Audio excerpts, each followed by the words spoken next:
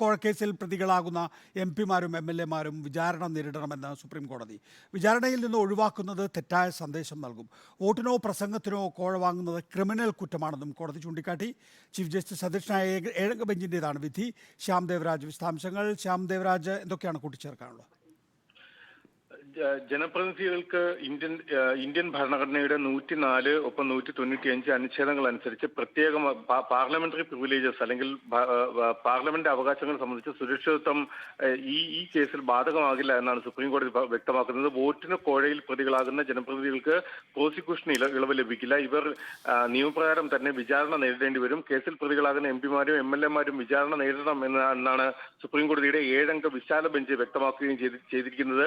Chief justice doctor D.Y. Chandrachud അധ്യക്ഷനായ single ബെഞ്ചാണ് ഇക്കാര്യം ഈ വിധിന്യായമായി വ്യക്തമാക്കുന്നത്. വോട്ടിന് കോഴ വാങ്ങുന്നത് പാർലമെന്ററി അവകാശങ്ങൾ ഉറപ്പു നൽകുന്ന സുരക്ഷിതത്വത്തിന്റെ ഭാഗമല്ല എന്നാണ് സുപ്രീം കോടതിയുടെ വിശാല ബെഞ്ച് നിരീക്ഷിച്ചത്. വോട്ട് ചെയ്യാൻ കോഴ വാങ്ങുന്നതോ അല്ലെങ്കിൽ ഇതിന് പണം വാങ്ങി പ്രസംഗിക്കുന്നതോ അഴിമതിയുടെ പരിധിയിൽ വരും എന്നും സുപ്രീം കോടതി വ്യക്തമാക്കുന്നുണ്ട്.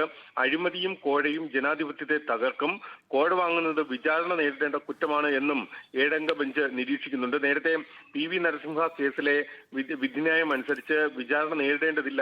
എം.പിമാരും എം.എൽ.എമാരും വിചാരണ നേരിടേണ്ടതില്ല. അവർക്ക് പാർലമെന്ററി പ്രിവിലേജസിന്റെ സംബന്ധിച്ച സുരക്ഷിതത്വം ലഭിക്കുമെന്നായിരുന്നു PV നരസിംഹ കേസിലെ വിധി. പക്ഷേ ഈ വിധിന്യായം നിലനിൽക്കുന്നതല്ല എന്ന് നിരീക്ഷിച്ചുകൂടിയാണ് സുപ്രീം കോടതിയുടെ 7 അംഗ ബെഞ്ച് ഇപ്പോൾ വിധി പറഞ്ഞിരിക്കുന്നത്. പാർലമെന്ററി അവകാശങ്ങൾ എന്താണ് എന്ന ബോധ്യം ഓരോ ജനപ്രതിനിധിക്കും ഉണ്ടാകണം.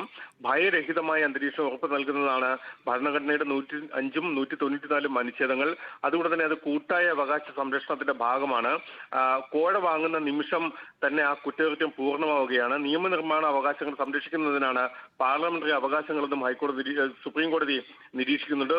അതുകൊണ്ട് തന്നെയാണ് വോട്ടിന് കോഴയിൽ പ്രസംഗിക്കുന്നതിനോ അല്ലെങ്കിൽ കോഴ വാങ്ങി വോട്ട് ചെയ്ത കേസിലോ പ്രതികളാകുന്ന ജനപ്രതിനിധികൾക്ക് പ്രോസിക്യൂഷൻ ഇളവ് ലഭിക്കില്ല എന്ന കാര്യം സുപ്രീം കോടതി വ്യക്തമാക്കുന്നത്.